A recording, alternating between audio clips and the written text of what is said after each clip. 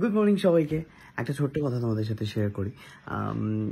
ধরো কোনো মানুষ বাড়িতে অসুস্থ রয়েছে, ইনফ্যাক্ট আমাদের প্রত্যেকের বাড়িতেই কেউ না কেউ ডেফিনেটলি কারোর শরীর খারাপ, সর্দি কাশি কিছু না কিছু লেগেই রয়েছে।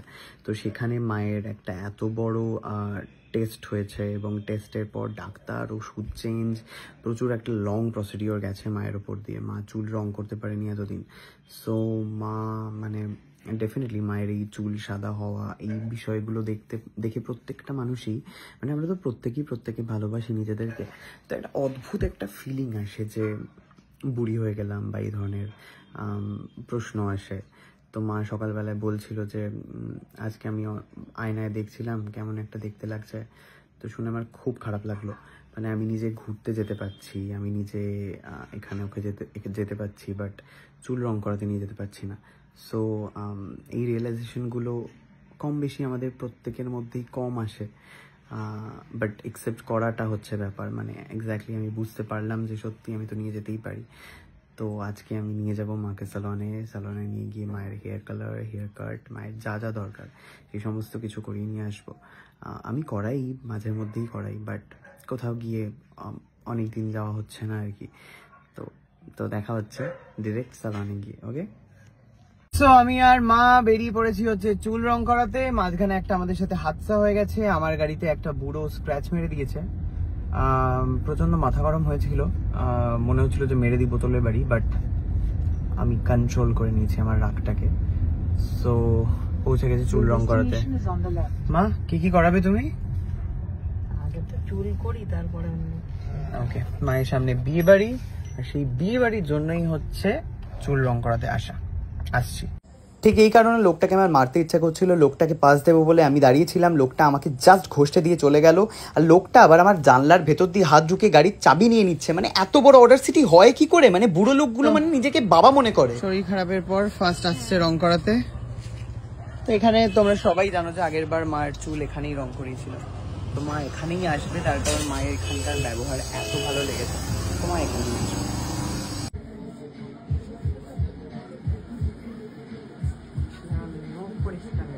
পরিষ্কার হচ্ছে।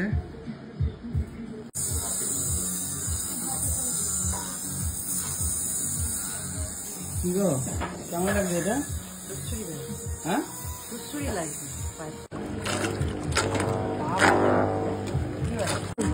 আজকেও চাওয়ানি যে মায়ের এত দাবি মেটানো হয় এখানে, যে সেটা দেখাতে হবে তখন থাকবে।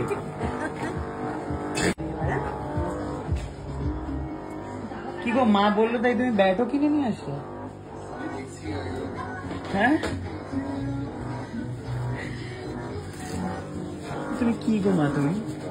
আমি বলেছি, দেখেছো? তুমি তো বললে যে মশা চারিদিকে এত বসা যায় নাকি। আমি বলি ওকে ছেকে দিচ্ছে, ও কাজ করতে পারে। ছেকে দিচ্ছিল তোমাকে? বলছে কি করে পেজ করাচ্ছে, তাও হচ্ছে না মশা। কি বলে মায়ের জন্য অনেকক্ষণ বসে থাকার পরে আমি কেন বসে আছি, তাই জন্য আমার হাতে চলছে হচ্ছে ট্যান প্যাক। চিড়িয়াখানায় গিয়ে আমার হাত কালো হয়ে গেছে, আমাকে ভগবান সাজতে হবে। কিন্তু ভগবানের যদি হাতে এরকম কালো দাগ থাকে, ভাবে তো ট্যান পড়া ভগবান, ওই জন্য ট্যান প্যাক করছি আপাতত। মা পাটা একবার দেখিয়ে দাও। দেখতেই পাচ্ছেন আপনারা, মা নেল পালিশ পরে এসছে বিয়ে বাড়ি। বাবা লাল পরেছো,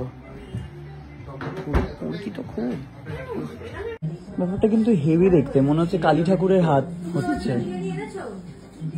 কালী ঠাকুরের হাত আঁকা হচ্ছে মনে হচ্ছে।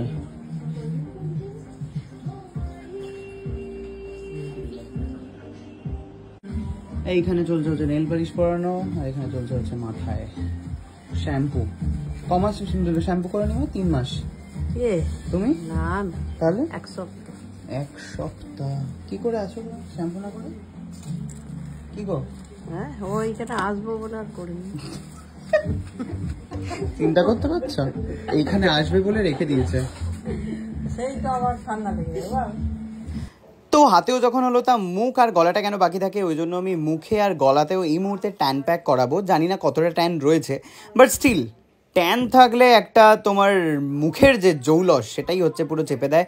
তো তাই জন্য এখানে হচ্ছে ওই ক্লে টাইপের দেখতে ট্যান প্যাকটা, যেটা হচ্ছে খুবই সুন্দর হয়েছে বলে আমার মনে হয়। তো ফাইনালি আমার হয়ে গেছে ডান। আর দেন লুকটা ঠিক এরকমই ক্লিয়ার লাগছিল। আর এটা হচ্ছে লেকার স্যালন। এখানেই প্রত্যেকবার মাকে নিয়ে আসি, তার কারণ হচ্ছে এদের ব্যবহার। মাকে পুরো নিজের মায়ের মতো ট্রিট করে। দুই হাজব্যান্ড ওয়াইফের এটা একটা স্যালন, যেটা কিনা সল্টলেকে রয়েছে। তো ভীষণই ভালো, মানে ভীষণই ভালো ব্যবহার। মা এখানে নিজের মতো করে আবদার করে, এখানে বলছে যে আমার কানের পাশটা মুছে দাও, এখানে লেগে যাচ্ছে। তো ব্যাটও ওরা এনে দিয়েছে মায়ের কথা অনুযায়ী। তো আমি নিজের মতো করে ব্যাট দিয়ে মশা টশা মেরে একেবারে দারুণ, মানে ভীষণ, মানে মনে হয় একটা বাড়িতে গেছি চুল কাটতে বা কোনো ট্রিটমেন্ট নিতে। ও মার চুল এখানে রেডি হতে হতে কটা বাজলো মা? প্রায় 11টা বাজতে যায়। আর মার পেয়ে গেছে হচ্ছে প্রচন্ড খিদে। মা অর্ডার করে ফেলেছে হচ্ছে তার বড় ছেলের কাছে মাছের ঝোল। তো বড় ছেলে অফিস ফেরতা মাছ নিয়ে যাচ্ছে, আর তার বউ রান্না করবে। কি গো, কেমন দেখতে লাগছে তোমাকে? এই মুখটা তুললে দেখাও আগে, কেমন দেখতে লাগছে দেখো তুমি বলো। আমি তো ভালোই লাগে। আঙুলগুলো দেখাও।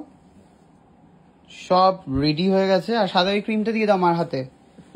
মার হাতে একটা ক্রিম, এটা হচ্ছে রাত্রির মধ্যে অ্যান্টি এজিং ক্রিম, ঠিক আছে? এটা হচ্ছে অ্যান্টি এজিং একটা ক্রিম নেওয়া হয়েছে এখান থেকে, রেখে দাও।